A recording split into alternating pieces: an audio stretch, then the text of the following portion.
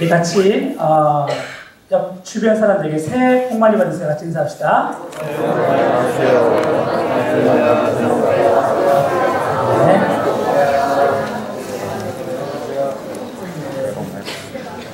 말로 하는 거니까 공짜니까 그냥 여러분 막 하시네. 좋습니다. 네. 여러분 지금 토론토 영락교회 청년 일부 예배, 토론토에서 가장 좋은 교회에 와 계십니다. 네, 지금 현장 체험을 하고 있습니다. 네. 저는 여러분 1971년생 돼지띠입니다. 네, 저는 돼지띠고 지금이 뭐 청마라고 하는 게 맞나요? 네, 그죠? 네, 말의 해라고 하는데 정말 이렇게 많은 시간들 새해를 많이 경험한 것 같아요. 제가 여러분들보다는 그래도 새해를 많이 경험해 보았습니다. 그러다 보니까 해마다 이렇게 연말이 되고 연초가 되면서 이렇게 느끼는 것이 두 가지가 있어요. 하나는 뭐냐면 시간이라는 게요, 그냥 놔둬도 잘 가더라고요. 그죠?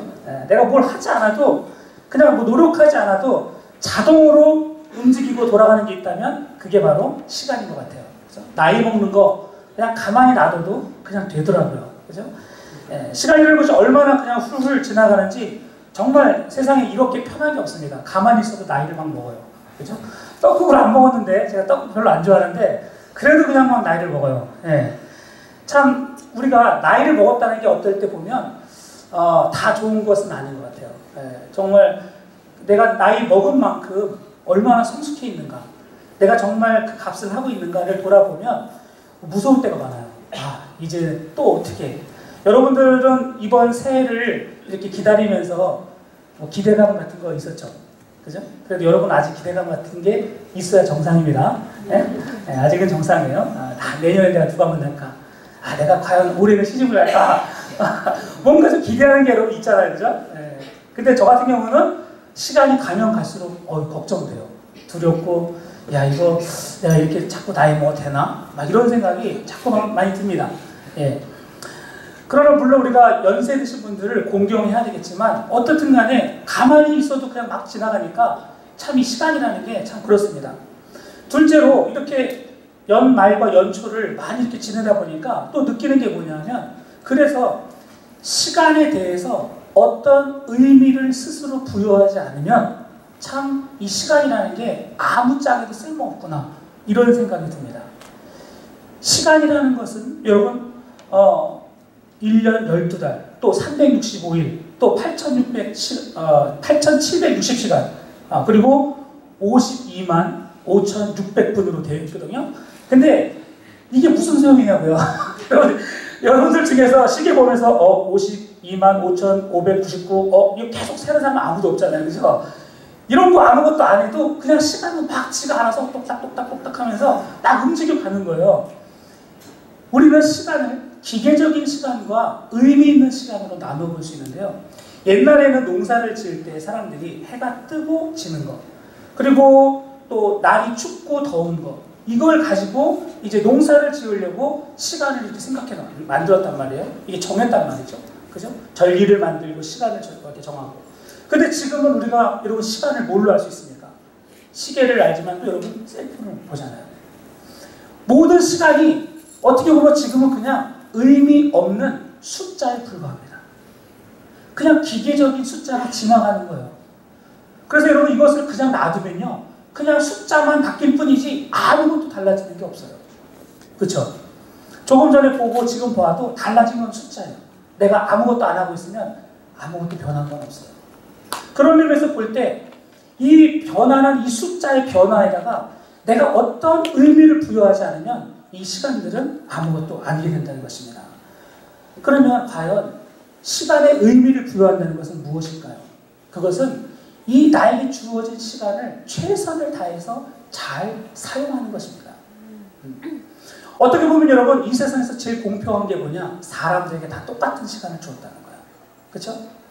여기 누구 혹시 25시간 사는 분 있습니까? 없죠? 다 똑같아요. 적어도 주어진 인생 삶 동안은 하나님께서 동일한 시간을 주셨어요. 그죠? 문제는 뭡니까? 그 시간이라는 동일한 선물을 받아서 어떻게 쓰느냐, 어떻게 의미 있게 쓰느냐에 따라서 어떤 사람은 훌륭한 사람이 되기도 하고 어떤 사람은 이상한 사람이 되기도 하고요. 어떤 사람은 그냥 아무런 변화 없이 그저 비디오 가게에 옛날에 그런 분도 있었거든요. 이렇게 체육복 입어가지고 비디오 빌려다니던 아저씨. 그런 아저씨로 그냥 살아갈 수도 있다는 것입니다. 시간에 의미를 부여해라. 이것을 다른 말로 하면 시간을 구속해라. 이렇게 말할 수 있어요. 시간을 구속해라. 시간을 내가 어떻게 쓸 것인가. 여러분 지금 3시입니다. 주일 오후 2시. 여러분 안 믿는 사람, 그냥 뭐 아무것도 모르는 사람에게 주일 오후 2시 무슨 시간일까요? 아마 밖에 나가서 사람들과 노는 시간일 수도 있고, 아니면 여전히 집에서 세수도 안 하고 뒹굴뒹굴 하는 시간일 수도 있고요. 그죠? 여러분들 과거를 생각해 보세요. 이 시간에 그냥 하루 종일 영화 보고 막 뒹굴뒹굴 할 수도 있고, 그죠? 뭐 다 다르겠지만 우리는 이 시간에 의미를 부여했습니다. 그게 뭡니까? 예배를 드리고 있는 거예요. 그죠? 이렇게 우리가 약속을 해서 이 자리에 와 있다는 거, 이 시간을 우리가 지금 엄청나게 귀하게 이용하는 거예요. 우리에게 주신 이 시간을 우리는 가치 있게 지금 쓰고 있는 중입니다. 믿습니까? 여러분들 중에서 이 똑같은 시간을 정말 가치 있는 시간으로 하나님께 드릴 수도 있고요. 아니면 그냥 마치 예배에 와 있든 집에서 앉아있든 화장실에 앉아있든 아무 생각 없이 시간을 보낼 수도 있습니다. 이 시공간 속에서 어떤 의미를 얼만큼 부여했느냐에 따라서 질적인 차이가 난다는 것이죠. 그런 의미에서 여러분 2014년을 이제 우리가 첫 주일 예배를 드리는데요. 우리는 이 시간을 잘 계획하고 의미를 부여하고 최대한 잘 활용하려고 노력해야 될 것입니다. 특별히 저희가 여러분들에게 좀 말씀드리고 싶은 건요. 연초가 되면 이제 다들 작심삼일이라고 하지만 계획을 다 짜잖아요. 그렇죠? 맞습니까? 네. 혹시 2014년 계획을 나는 이미 짰다. 한번 손 들어보세요. 번쩍 괜찮아요. 자신 있게 좋아요. 박수 한번 해주세요. 박수. 네. 2014년 된 지 지금 며칠 지났죠? 5일 지났는데 아직 아무런 계획이 없거나 내가 무엇을 해야 될지 모른다고 하면요. 이 시간은 그냥 또 줄줄줄줄줄 흘러가는 거예요. 그렇죠? 그런 의미에서 여러분 의미를 부여하십시오. 어떻게 할 것인가? 이것을 정말 하나님과 상의하십시오. 계획을 짜기 전에 하나님에게 상의하십시오. 하나님, 내가 2014년에는 어떻게 내게 주어진 이 선물이라는 시간을 잘 쓸까요? 내가 어떤 의미를 부여하면 하나님 이 시간이 좋은 시간이 될까요? 그리고 주변에 여러분 똑똑한 친구들 있죠? 있습니까?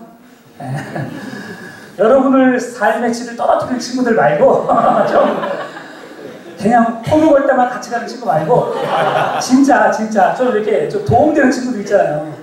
그런 친구를 애써 전화하세요. 2014년 뭐 할래? 어떤 계획이 있니? 이렇게 슬쩍 던지시. 그러면서 뭔가 좀 물어보세요. 또 뭐 목사님도 좋고 주변의 셀장이나 리더들한테 한번 물어보세요. 어떻게 보내는 게 좋을까? 나는 2013년에 이렇게 보냈는데 내가 어떻게 하는 게 좋을까? 한번 상의하면서 이 시간의 의미를 여러분 한번 잘 만들어 보세요. 그러면 평생 지나도 기억에 남는 시간이 될 줄 믿습니다. 예. 그럼 여러분 우리는 어떻게 이 시간이라는 것을 제대로 잘 활용할 수 있을까요? 이 질문은 다르게 말하면 이렇게 말할 수 있어요. 나는 과연 2014년을 통해서 어떤 사람이 되고 싶은가? 자, 여러분 잘 들어보세요. 내가 2014년을 어떻게 보낼까? 시간에 대해서 질문을 했는데 그 질문은 똑같은 말이 이거래요. 나는 2014년에 어떤 사람이 되어 있을까? 어떻게 시간과 내가 똑같을 수 있을까? 어떤 의미일까요? 왜 그럴까요? 어떻게 이 두 질문이 같을까요? 이유는 그렇습니다. 내게 주어진 365일의 시간, 여러분 정말 하나님이 내게 주신 이 선물과 같은 시간을 우리가 어떻게 사용하느냐에 따라서 1년이 지나고 보면 이런 사람도 되고 저런 사람도 될 수 있기 때문입니다. 그렇죠? 그런 의미에서 본다면 내가 이 시간을 어떻게 제대로 활용할까 하는 질문은 다른 말로 하면 내가 어떤 사람이 되어 있을까라는 말과 같은 것입니다. 믿습니까? 이 의미를 잘 새겨들어야 됩니다, 여러분. 365일이라는 시간을 하루하루 빼곡히 내가 온전히 제대로 목표를 세운 대로 가다 보면 어느새 숫자의 365일이 중요한 게 아니라 나라는 하나의 걸작품이 만들어진다는 것입니다. 그쵸? 그런 의미에서 365일이라는 숫자가 중요한 게 아니라 내가 목표한 그것을 하루하루 훈련을 통해서 준비하다 가다 보면 내가 원하는 그 사람이 되어 있을 수밖에 없다는 것입니다. 보통 사람들이요, 나는 이런 사람이 되고 싶다. 난 이런 거 갖고 싶다. 나는 올해 한번 시집이나 장가를 가봐야지. 뭐 이런 거 목표를 막 세웁니다. 근데 문제는 뭐예요? 그것을 이루지 못하는 대부분의 이유는 한 가지입니다. 바로 내가 갖고 싶고 하고 싶고 되고 싶은 그것을 시간이라는 노트에, 시간이라는 현실에 실제로 적용을 하지 않기 때문입니다. 그렇죠? 마음만 가지고 난 이런 사람 되고 싶어 하고 끝나면 그런 사람이 될 수가 없습니다. 내가 어떤 것을 갖고 있다면요, 마음속에 그것을 어떻게 해야 돼요? 365일이라는 시간표에다가 그 마음을 집어넣어야 되는 거예요. 그렇죠? 내 마음을 그 시간 안에다가 잘 적용을 시켜서 하루하루가 그런 삶으로 가져야만 1년이라는 시간이 지났을 때 나는 정말로 그런 사람이 되어 있을 겁니다. 그렇죠? 많은 사람이 마음은 있는데 그렇게 되지 못하는 이유는 바로 이 시간이라는 현실, 매일매일 하루하루 주어진 이 현실을 그냥 생각하지 않고 실제로 뭔가 거기에다가 내 삶을 들이지 않고 투자하지 않고 노력하지 않기 때문에 마음만 있다가 그쳐버리는 경우가 많다는 것입니다. 그런 의미에서 우리는 이 시간이라는 거 많이 주어져도 사실은 우리가 잘 못 써요. 짧은 시간, 1년이라는 계획을 하기가 어려우면요, 한 달, 아니면 뭐 일주일 단위로 해서 여러분들이 조금씩 작은 목표들을 하나씩 이루어 가보세요. 그러면 어느새 내가 원하는 그 사람이 되어 있는 주변 사람들의 얘기를 여러분 들을 것입니다. 그런 의미에서 우리는 반드시 이렇게 생각해야 됩니다. 나는 누구인가? 나는 무엇이 되고 싶은가? 나는 어떤 사람이 되고 싶은가? 그것을 하고 싶다면 내 시간을 제대로 사용해라. 그렇죠? 시간이라는 그 나의 선물을 제대로 쓰라 이겁니다. 그것을 제대로 쓰기만 하면 그 사람이 되어 있는 것은 시간 문제일 뿐입니다. 그런 의미에서 시간 사용에 있어서 악작 같음이 필요합니다. 악작 같음. 그렇죠? 내가 계획했던 것을 내 시간표 안에 적어놓고 그것을 이루기 위해서 조금 더 악작 같음이 필요합니다. 그래야만 내가 처음에 원했던 그 사람의 모습으로 갈 수 있기 때문입니다. 자꾸 뒤로 밀리고 포기하다 보면 어느새 내가 원했던 그 모습은 사라지고 1년이 지난 후에 돌아보면 처음에 내가 원했던 그 사람은 어디 가 있고 달라진 여러분의 모습을 발견하게 될 것입니다. 그렇죠? 여러분, 그런 의미에서 동영상 하나를 보고 다음 얘기를 한번 더 이야기를 해볼게요. 여기 지금 환해서 잘 보입니까, 뒤에? 괜찮아요? 네.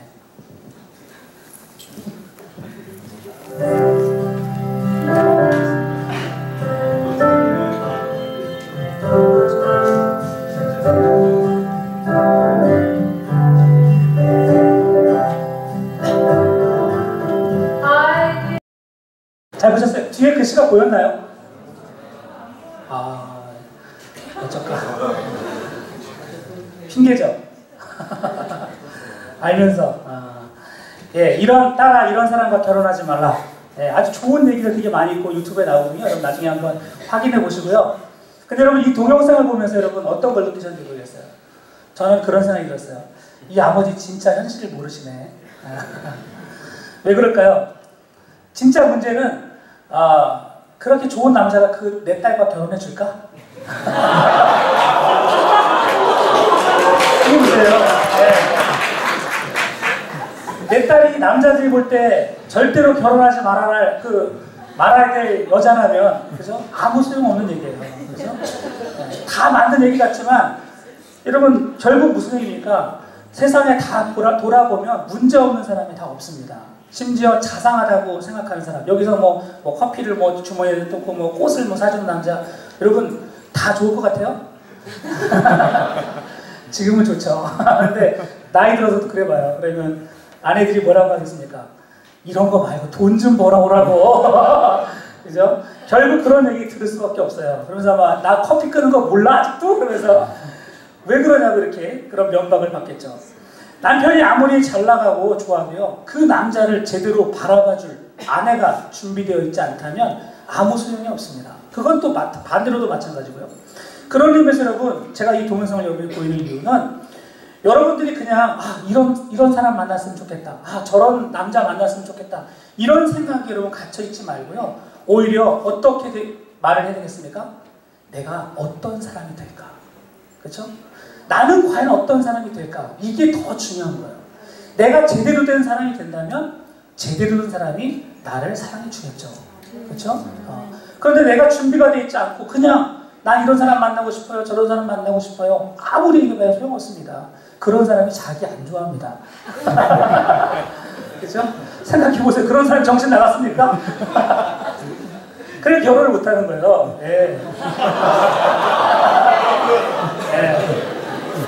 네. 그런 의미에서 여러분, 우리가 힘쓰고 노력해야 될 것은요, 다시 생각해보면, 여러분, 제가 여러분들이 좀 되게 중요한 얘기를 하고 있어요. 365일이라는 시간 그냥 가만히 있으면 여러분 그냥 훌훌 지나간다는 거죠. 의미를 부여해라. 시간이라는 것은 곧 나다. 시간에 흐르는 그것들을 그냥 제어하지 못하면 결국 나라는 사람을 망칠 수밖에 없다는 얘기를 하는 거예요. 시간을 바라보면서 시간만 지났네, 나이만 먹었네 하지 말고 그 주어진 시간 동안에 나는 무엇을 했느냐, 그거를 돌아보라는 거예요.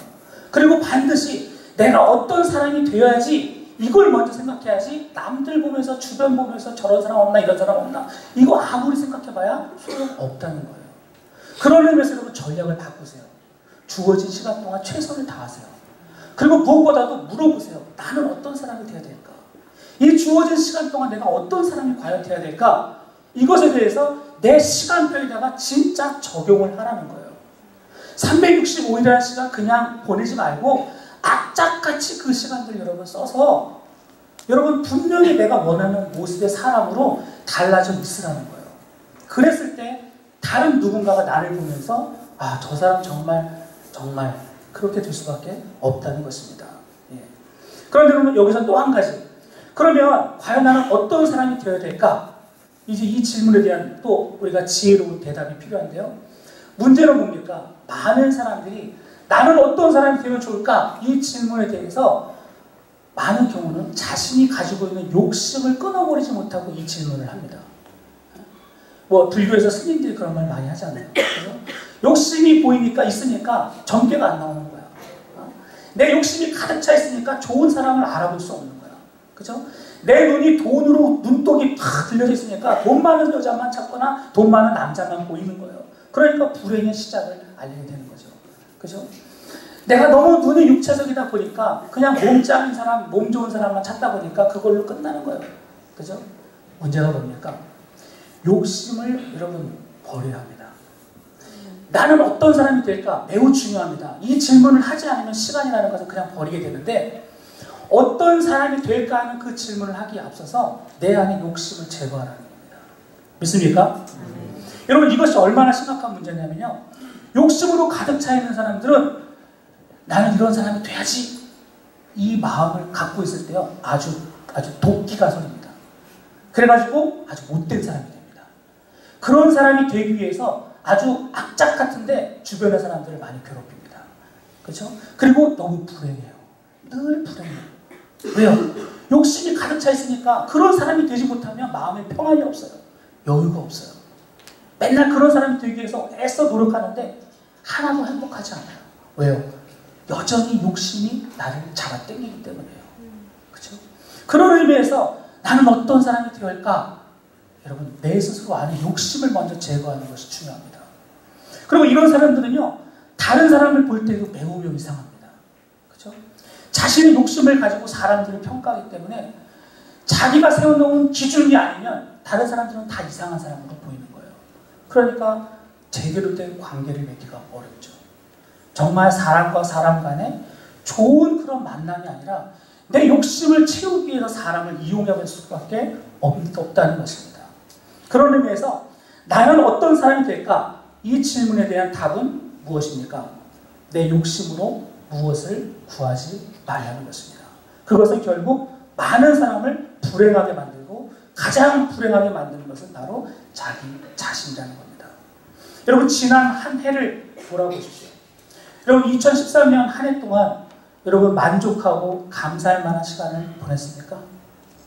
2013년을 보내면서 송구영신 예배 아마 여러분 많이들 오셨을 텐데 정말 하나님 감사합니다. 너무너무 감사합니다. 이 한 해가 나에게 너무너무 귀한 한 해였습니다. 이렇게 여러분 진실로 하나님께 기도했던 사람 혹시 얼마나 있는지 잘 모르겠습니다. 혹시 여러분들 난 이걸 못했고 저걸 못했고 원망스럽다, 한탄스럽다, 왜 아직도 나는 혼자지? 뭐 이러면서 이런 생각 가운데 그냥 세상이 다 싫고 사람들이 다 믿고 그냥 여전히 그 굶주림에 가득 차서 외로움 속에 잠들어버린 분은 없습니까? 아니면 그 욕심을 다 채우지 못해서 다른 것으로 대체하고 싶어서 술이나 담배나 어떤 다른 쾌락을 여러분 대신 여러분 그것을 잊어버리기 위해서 시간을 보냈던 분들은 없습니까? 그 근본 원인은 우리 안에 있는 욕심입니다. 정말 나는 어떤 사람이 되어야 될까? 매우 중요한 질문이긴 하지만 이 질문에 대해서 잘못 답을 찾아 나가기 시작하면요, 나도 불행하고 이웃도 불행합니다. 심지어 이게 어디까지 가는지 아세요? 결혼에서도 불행해집니다. 내 그 배우자에게도 매우 불행한 그런 삶을 만들어줄 것입니다. 왜 그렇습니까? 결혼 전에는 이런 사람 없나? 저런 사람 없나? 그런 사람을 찾아서 욕심을 그 기준에 맞추려고 노력해서 어떻게 해서 그 사람을 이제 내 아내나 남편으로 갖죠. 그런데 거기서 끝나는 게 아닙니다. 결혼하고 나면 또 어떻게 되는지 아십니까? 또 이렇게 말합니다. 당신은 이런 사람이 돼야 돼. 당신은 이런 사람이 돼야 돼. 애들에게도 마찬가지죠. 너는 이런 애가 돼야 돼. 다 왜 그래요? 우리 안에 욕심 때문에 그렇습니다. 그렇죠? 나는 이런 사람이 되고 싶다. 이것이 근본적으로 하나님이 기뻐하시는 마음에서 나오는 것이 아니라 내 안에 불안이나 내 안에 어떤 상처나 내 안에 어떤 스트레스나 어떤 그 근본적인 문제를 해결하지 못하는 그 외로움이나 어떤 이런 것을 채우기 위한 것이라면 나도 불행하고 배우자도 불행하게 만들 것이고 내 주변의 사람도 불행하고 심지어 내 가족들조차 불행하게 만들 수 있다는 것입니다. 믿습니까? 여러분 이거는요 여러분 그냥 흘려보낼 것이 아닙니다. 중독의 덫이라는 책을 쓴 분이 있는데요.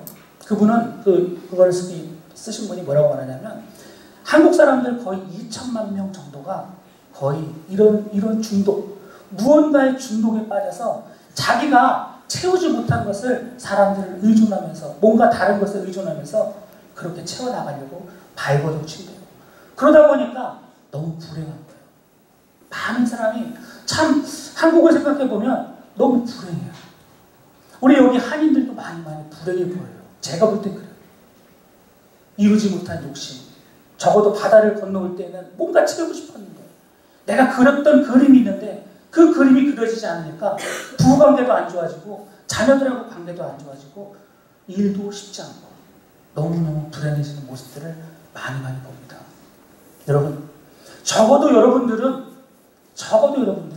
이제 그 저주의 늪을 빠져나올 수 있는 믿음을 가지시길 바랍니다. 아멘? 욕심이 끼면요 아무것도 못해요.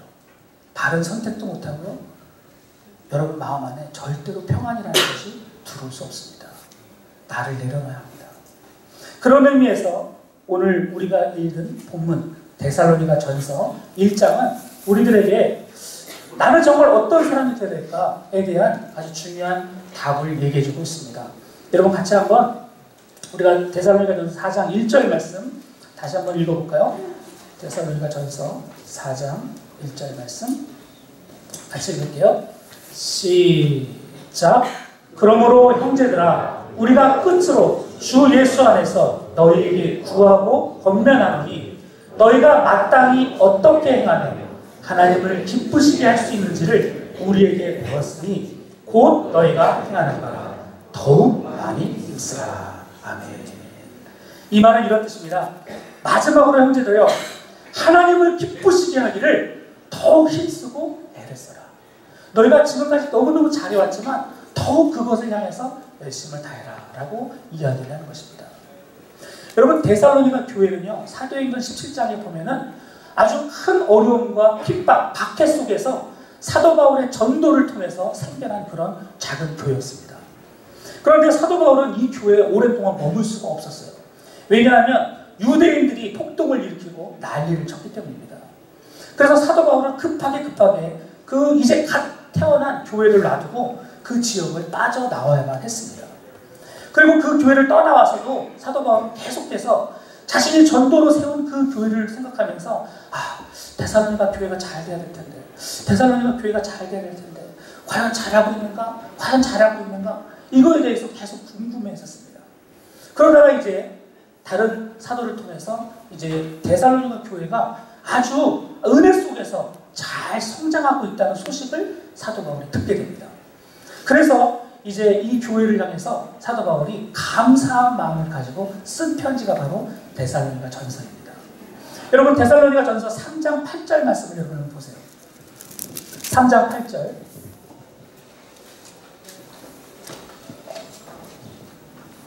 거기 한번 같이 읽을까요? 시작. 그러므로 너희가 주 안에서 굳게 선즉 우리가 이제는 살리라. 아멘.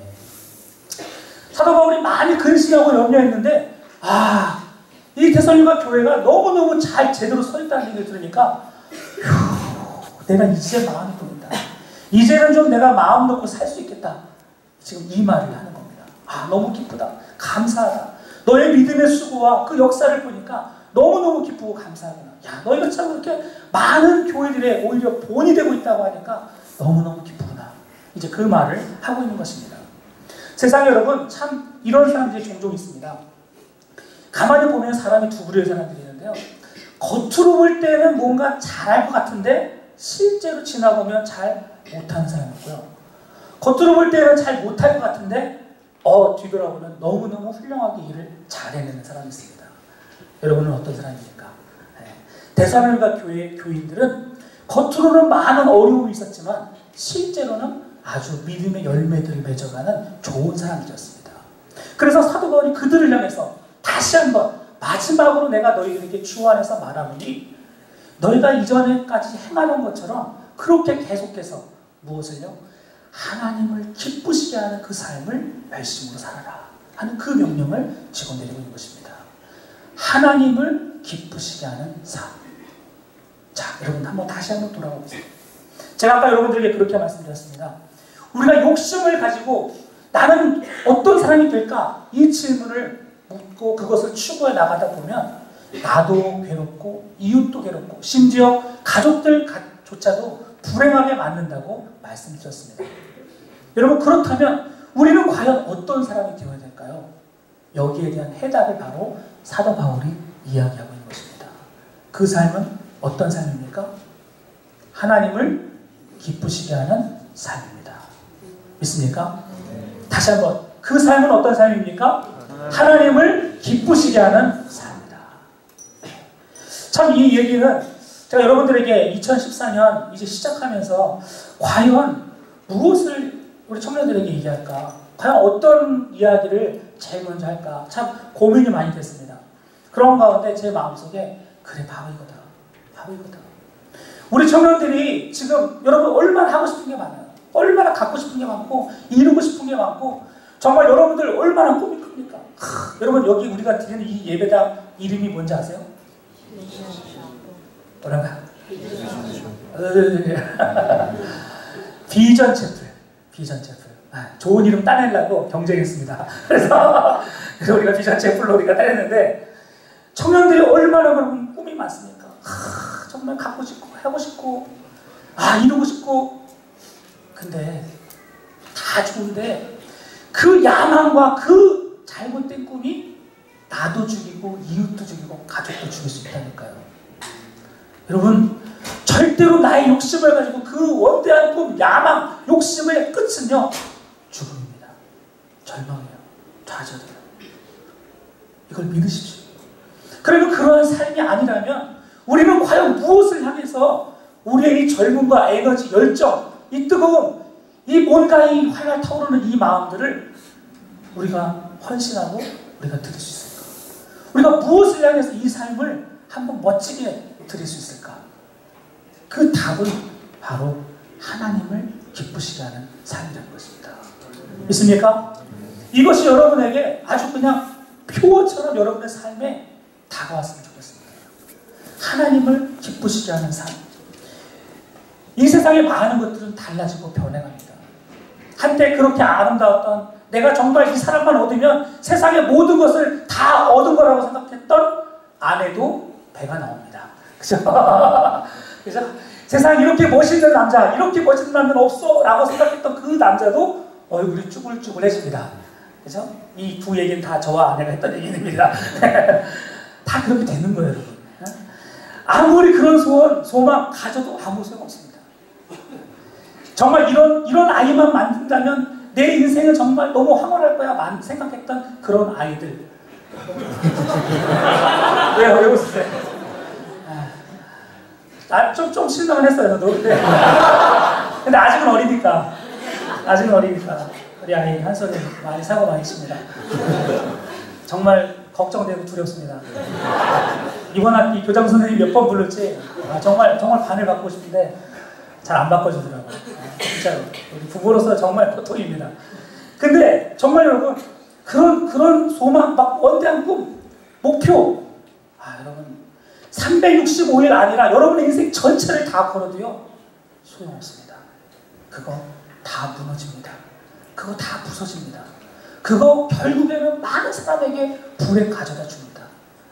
아무리 많은 돈, 아무리 좋은 명예, 여러분이 아무리 그것을 다 쥐어갖는다 할지라도요 어떻게 되는지 아십니까? 불행하게도 여러분의 자녀들이 저 노인네 언제 죽어? 저 노인네 언제 돈 풀 거야? 여러분 이런 얘기 여러분 지금도 자식들이 부모를 향해서 한다니까요. 여러분이 아무리 많이 돈 가지고 여러분 갖고 있어도요 소용없습니다. 우리의 인생의 목표, 여러분 제대로 목표를 짜야 되는데 변하지 않는 목표, 영원히 내가 드릴 만한 그 가치, 그것은 다름 아니라 하나님을 기쁘시게 하는 삶이라는 것입니다.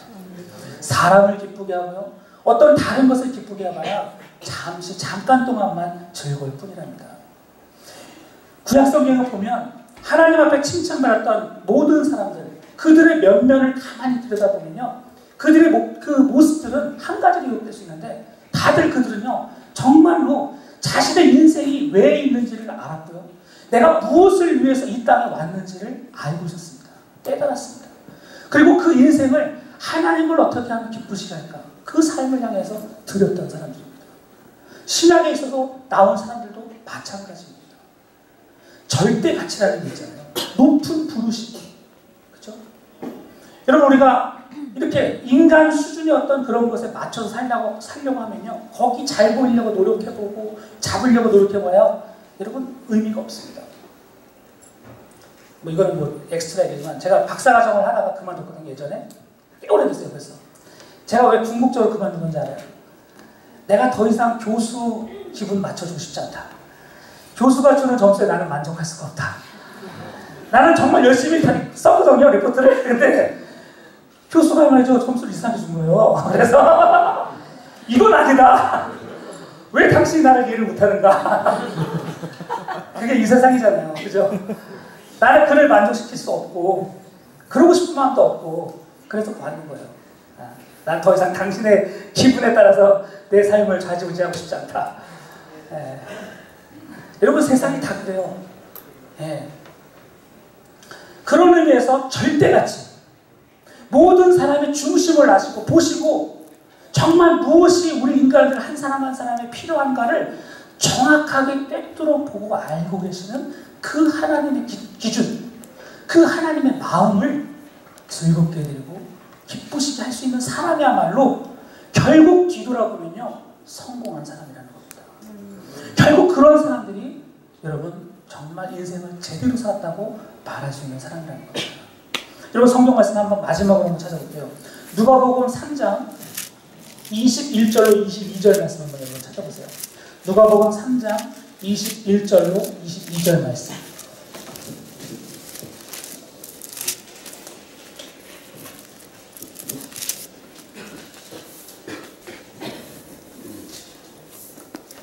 우리 같이 한번 읽어볼게요. 시작. 백성이 다 세례를 받을세 예수도 세례를 받으시고 기도하실 때 하늘이 열리며 성령이 비둘기 같은 형체로 그의 위에 강림하시더니 하늘로부터 소리가 나기를 너는 내 사랑하는 아들이라 내가 너를 기뻐하노라 하시니라. 아멘. 여러분, 예수님은 물론 삼위일체의 하나님입니다. 하지만 그분이 이 땅에 계실 때 그분 역시 당신이 하나님으로서의 어떤 제약이 있었습니다. 그걸 우리가 정확하게 어디부터 어디까지인지 정확히 몰라요. 어떻든 예수님은 우리처럼 고통을 당하셨고 배고픔을 느끼셨고 외로움을 느끼시고 배신의 아픔도 느끼셨습니다. 그것은 예수님이 100% 인간이자 100% 하나님이었기 때문입니다. 그런데 예수님께서 들으신 이야기 중에서 정말 당신의 삶을 끝까지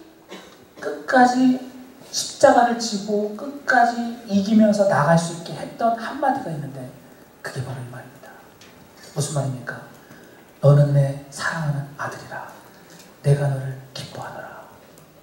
너는 내 사랑하는 아들이라 내가 너를 기뻐하노라. 하나님 아버지께서 이제 세례 요한의 그 세례를 받고 요단강에서 다 일어나시는 그 예수님 앞에 성령의 비둘기가 임하고 하늘에서는 성부 아버지께서 그 아들 되신 예수, 이 세상의 온 인간들의 주의를 위해 십자가를 달고 죽을 그 사랑하는 아들을 위해서 해주신 말씀입니다. 너는 내 사랑하는 아들이다. 내가 너를 기뻐한다. 예수 그리스도는 수많은 고통과 어려움이 있으셨습니다. 참 많은 어려움이 있으셨습니다. 마지막에 겟세마네 동산에서 그 기름을 짜는다는 의미의 그 어디입니까? 겟세마네 동산. 그 기름 짜는 뜻이거든요. 거기서 땀방울이 핏방울이 될 정도로 기도하면서 마지막 십자가를 지기 바로 전에 얼마나 고통스러우면서 주님, 내가 죽게 되었습니다. 내가 도저히 이것을 이길 수가 없습니다. 참을 수 없습니다. 그 고통을 표현하셨습니다. 그럼에도 불구하고 주님은 아버지여 내 뜻대로 마옵시고 아버지 뜻대로 되기를 원합니다. 자신의 뜻을 꺾으셨어요. 그 엄청난 죽음의 고통 앞에서. 왜요? 이유가 뭡니까? 아버지 하나님이 당신을 어떻게 보시는지 알기 때문입니다. 너는 내 사랑하는 아들이다. 내가 너를 기뻐한다. 하나님 아버지 그 기뻐한다는 그 말씀, 그것을 버리고 싶지 않았던 거예요. 그것을 저버리고 싶지 않았던 거예요. 그래서 주님은 끝까지 그 십자가를 지신 거예요. 그리고 우리 주님이 우리들에게 뭐라고 하십니까? 내가 너희를 친구라 한다. 우리 주님은 지금도 우리를 위해서 기뻐하시는 줄 믿습니다. 왜요? 당신의 그 죽음을 통해서 산 백성들이기 때문입니다. 우리 주님도 똑같이 여러분들에게 아마 이 말씀을 하고 계실 것입니다. 내가 너희들을 사랑한다. 내가 너희들을 기뻐한다. 여러분 이런 얘기 어디서 들어보셨습니까? 들어본 적 있으세요? 너는 내 사랑하는 아들이야. 너는 내 사랑하는 딸이야. 내가 너를 얼마나 기뻐하는지 몰라. 사실 저도 우리 아들이 태어났을 때 참 좋았는데 지내보니까 이것이 그냥 문제가 많은 거예요. 근데 사람은 그래요. 사람은 그래요. 근데요 하나님은 그렇지 않아요. 여러분 우리 그래서 그분의 사랑과 그분의 기쁨 안에서 살아가는 사람들입니다. 그런데 왜 그 당신의 하나님의 그 기쁨을 저버리고 여러분의 욕심을 채우려고 발버둥 치십니까? 왜 나는 이런 사람이 되고 싶어요? 하나님 왜 이거 안 주세요? 저거 안 주세요? 하나님 아버지가 하늘에서 보실 때 얼마나 안타까우실까요? 그렇죠? 여러분 이렇게 말했으면 이제 다 아시죠? 정말 여러분 하나님 아버지가 예수 그리스도를 보시며 말씀하셨던 것처럼 이러한 마음을 가지고 여러분 주님이 나를 그렇게 보신다는 믿음을 가지고 여러분의 삶을 하나님이 기쁘시게 만드는 그런 삶, 하나님의 얼굴을 미소짓게 만드는 삶, 그 삶을 위해서 여러분 투자하고 헌신했으면 좋겠습니다. 우리 마지막으로 한번 동영상 하나 더 좀 보고 결론 하나 내릴게요. 여러분들의 삶이 정말 이 2014년에 어떤 삶이 될 수 있을지 여러분이 계획하고 기도한 만큼 믿은 만큼 되리라 믿습니다. 여러분 정말 한동훈을 살릴 수도 있고 아니면 내 것을 채우려고 발버둥 치다가 정말 모든 사람을 불행하게 만들 수도 있어요. 주님은 여러분을 기뻐하십니다. 여러분의 모습이 어떤 모습이든 간에 하나님이 만드셨고 이 세상에 보냈기 때문에 여러분의 현재의 모습이 여러분 좌절할 필요가 없습니다. 그렇죠? 하나님이 주신 만큼, 하나님에게 받은 만큼 여러분 최선을 다하면 돼요. 그것이 하나님이 기뻐하시는 삶입니다. 여러분 남들만큼 비교하지 마시고요. 내가 할 수 있는 만큼 주님 앞에 나의 삶을 드리고요. 특별히 정말 이 주어진 365일의 시간을 최선을 다해서 하나님께 드리는 우리 모두 되시기를 간절히 축원합니다. 기도하겠습니다.